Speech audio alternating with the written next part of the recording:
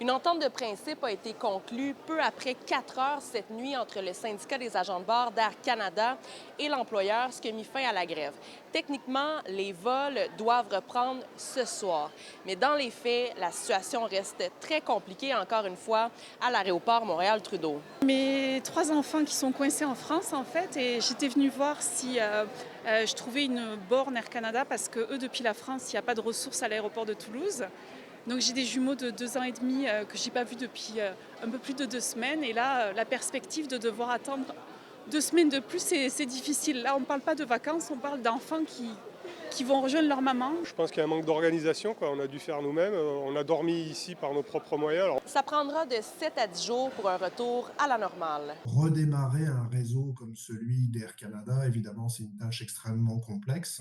On doit faire en sorte de repositionner les avions aux bons endroits, les équipages aux bons endroits. On ne peut pas juste appuyer sur un bouton et puis que ça reparte. Est-ce qu'il y a une forme de dédommagement qui va être offert aux voyageurs, par exemple des crédits de voyage, des remboursements? Qu'est-ce qui est prévu? On va respecter la loi, c'est-à-dire qu'en fonction, il y a des cas différents, hein, en fonction ou en particulier d'où le voyageur part.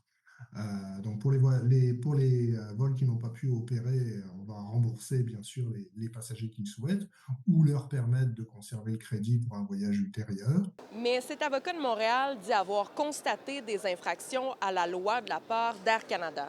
Il a déposé un recours collectif après avoir reçu une demande d'une cliente dont le vol a été annulé. L'article 18 du règlement de la protection des passagers aériens prévoit que dans le cas d'un conflit de travail, ils sont obligés à faire deux choses. Première chose, c'est de mettre le client ou le voyageur sur un autre vol d'Air Canada ou d'une compagnie avec qui ils ont une relation d'affaires dans les 48 heures qui suivent le temps de départ initial. Ça, c'est très clair. Ils l'ont pas fait. Deuxièmement, s'ils n'arrivent pas à rescheduler dans les 2 jours, ils sont obligés de réserver une place pour leurs clients, pour le voyageur, sur le prochain, et là je cite textuellement le règlement, le prochain vol disponible avec n'importe quelle compagnie aérienne. Pour ce qui est de l'entente de principe, le syndicat ne va pas dévoiler son contenu puisqu'il doit d'abord être présenté à ses membres. Mais le syndicat assure que l'aspect du travail non rémunéré au sol, qui était le principal point de litige, y est inclus.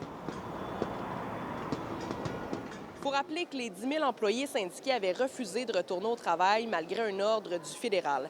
Le Conseil canadien des relations industrielles avait même classé cette grève d'illégale. La crise était au maximum. Ça ne pouvait pas durer. C'est pas parce que j'avais une boule de cristal, parce que quand on est rendu à un extrême comme ça, où le syndicat défiait des ordonnances, c'était sans précédent. Où Air Canada, c'était catastrophique, son image sur la place publique. À l'aéroport Montréal-Trudeau, Lily Mercure, pour Nouveau Info.